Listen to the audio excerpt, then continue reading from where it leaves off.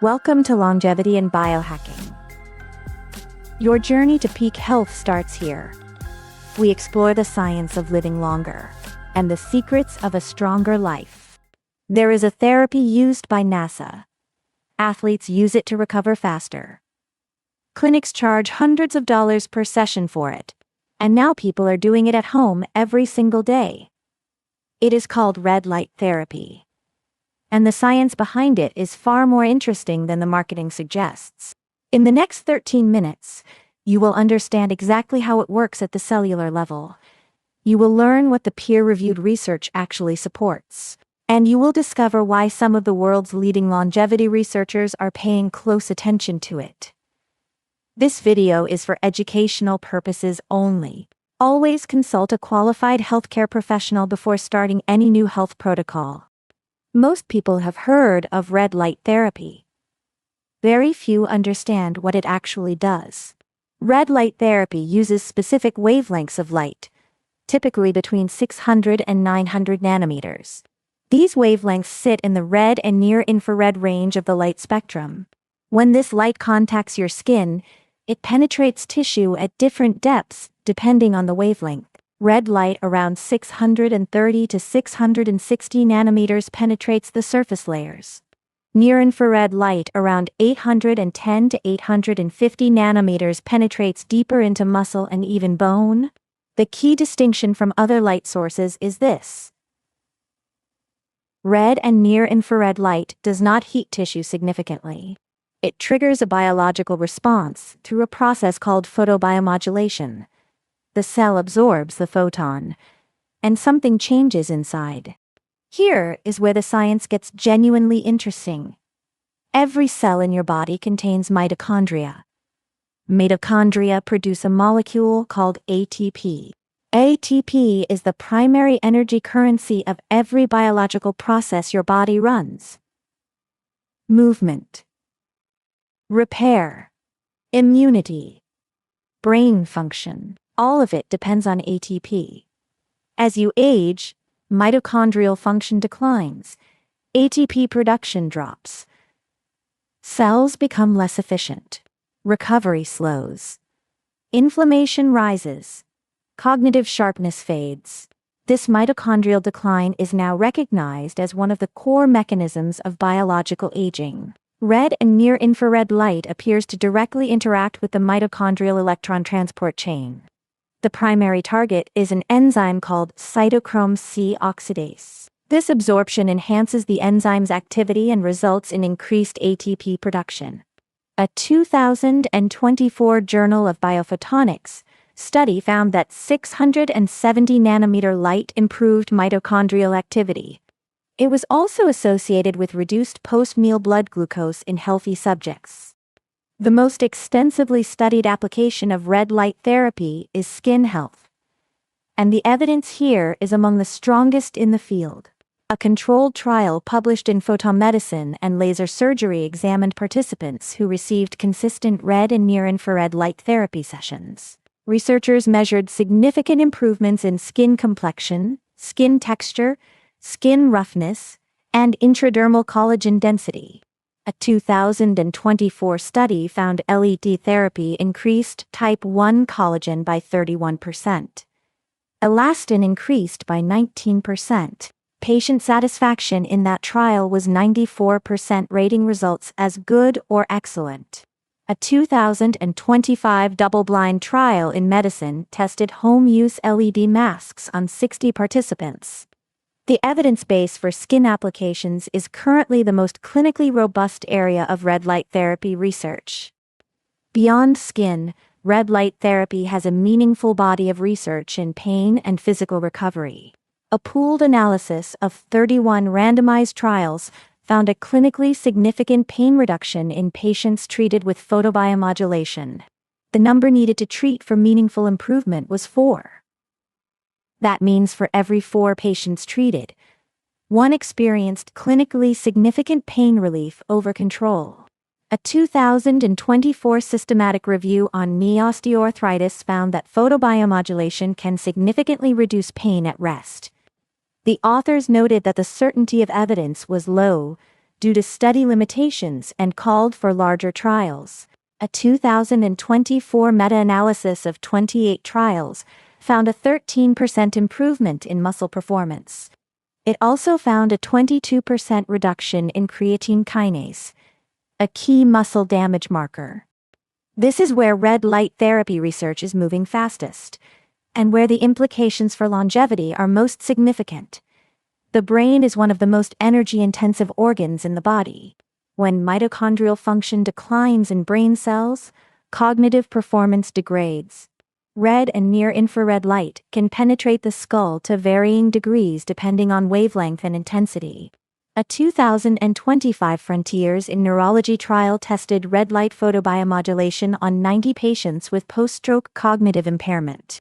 The treatment group showed significant improvements in cognitive scores and neuropsychiatric symptoms over 24 weeks compared to controls. A 2025 PMC review examined brain photobiomodulation as a potential approach for Alzheimer's and Parkinson's disease. Preclinical studies showed that photobiomodulation reduced oxidative stress and inflammation, increased cerebral blood flow, and enhanced neurogenesis in disease models. The authors emphasized that human clinical evidence remains early. Larger trials are needed before clinical recommendations can be made. Red light therapy has a consistent evidence base in wound healing. A 2024 meta-analysis concluded that low-level laser and LED therapy significantly accelerates wound healing.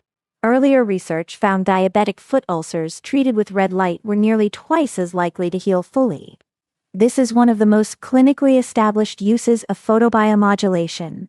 The FDA has cleared numerous red light therapy devices as Class II medical devices for specific applications. This regulatory clearance is important context. It applies to specific cleared indications, not to all claimed uses of red light devices. Here is the part of the red light therapy story that most content creators skip.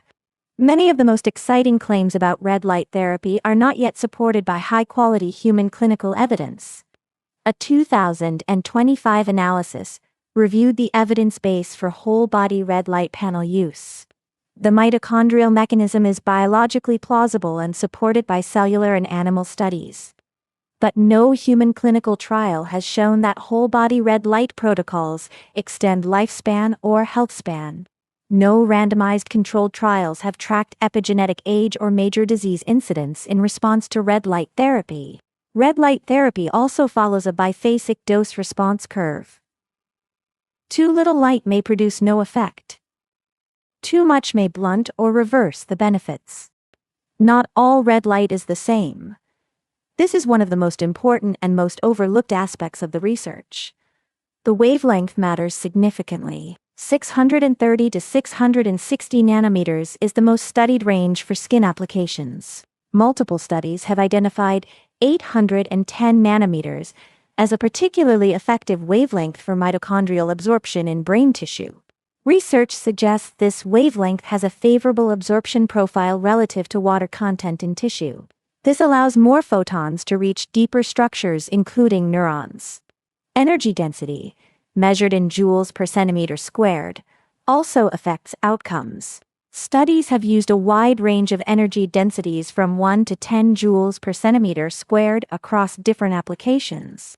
Distance from the device, session duration, and treatment frequency all interact with wavelength to determine actual tissue dose. This complexity means that consumer-level devices may not reliably replicate the conditions used in clinical trials. Device quality varies enormously in the market. Two additional areas show promising but still developing evidence. The first is hair regrowth. UCLA Health has noted that red light therapy shows positive signals in research on hair follicle stimulation. The proposed mechanism involves increased blood flow and cellular energy in follicle tissue. Clinical results are variable and depend heavily on treatment consistency and underlying cause of hair loss. The second area connects back to the longevity framework from the rest of this channel. Red light therapy appears to activate mild hormetic stress pathways in cells. Hormesis is the biological principle that controlled, brief stress can trigger adaptive responses that strengthen the organism overall. The reactive oxygen species generated in modest amounts by photobiomodulation appear to trigger beneficial signaling pathways. These include increased antioxidant enzyme activity and enhanced cellular repair signaling. One study found a 45% increase in superoxide dismutase activity. It also found a 32% reduction in lipid peroxidation markers with consistent red light use. These are early findings and require replication in larger human studies. Red light therapy is used in clinical settings for specific evidence-based applications. Physical therapists use it for injury recovery. Dermatologists use it for skin rejuvenation and wound healing. Neurologists are beginning to explore it for cognitive conditions. The clinical landscape is evolving rapidly. A 2025 JAMA Dermatology meta-analysis pooled 6 randomized trials with over 200 patients. At-home LED devices produced significant reductions in both inflammatory and non-inflammatory acne lesions. This represents a meaningful expansion of evidence from clinic-based devices to consumer products. The gap between clinical-grade devices and consumer products remains important. Professional devices are calibrated and validated. Consumer devices vary widely in quality. Here's the honest assessment of red light therapy in the longevity picture. The strongest case rests on the mitochondrial hypothesis. Mitochondrial decline is a recognized hallmark of aging. Red light does appear to enhance mitochondrial function in cellular and animal studies. Human evidence for sustained mitochondrial improvement is still limited. The causal link between these premises has not been demonstrated in human clinical trials. Red light therapy slowing biological aging remains unproven. The mechanisms are plausible. The longevity evidence in humans is not yet there. Red light therapy has a strong safety profile in the research literature. It does not use ultraviolet light. It does not cause DNA damage associated with UV exposure. The FDA has classified cleared devices as safe and effective for their specific indicated uses. Side effects documented in clinical studies are generally mild and temporary. Some users report slight skin redness or warmth after sessions. Eye exposure is a risk factor for retinal damage. All clinical protocols use protective eyewear. Consumer devices should be used with eye protection when the face or head is the target area. People with photosensitivity conditions or taking photosensitizing medications should consult a doctor before use. Pregnant women should consult a physician. People with active cancer should discuss use with their oncologist before starting any photobiomodulation protocol. For healthy adults using devices correctly, the risk profile appears low based on current evidence. The field of photobiomodulation is growing fast, but honest limitations need to be stated clearly. Study quality varies significantly across the research base. Many trials are small and short-term. Placebo effects are difficult to control for because the red light is visible. Standardization of devices, wavelengths, doses, and protocols across studies is inconsistent. This makes direct comparisons difficult and meta-analyses complex. Most of the mechanistic evidence for longevity-specific claims comes from cellular models and animal studies. Translation to human aging outcomes has not been directly tested. Consumer device quality is highly variable and largely unregulated beyond cleared indications. A device sold as red light therapy may not deliver the wavelengths or energy densities used in any published study. The field needs larger, longer, more standardized human trials before strong clinical recommendations can be made for longevity applications specifically. Here is what the current evidence reasonably supports. For skin health, the evidence base is strongest. Consistent use of a validated device in the red light range produces measurable benefits in collagen, texture, and wound healing. For pain and recovery, Evidence supports photobiomodulation as a complementary tool alongside standard treatment. For brain health and longevity, the science is promising but not yet ready for strong prescriptive recommendations. If you are considering red light therapy, look for devices with published wavelength specifications. Use eye protection. Start with shorter sessions and observe your response. Always discuss new protocols with your doctor first. The science here is real and growing. The strongest evidence exists for specific applications. The most exciting longevity applications are still being studied. If this video was useful, hit subscribe and leave a comment below.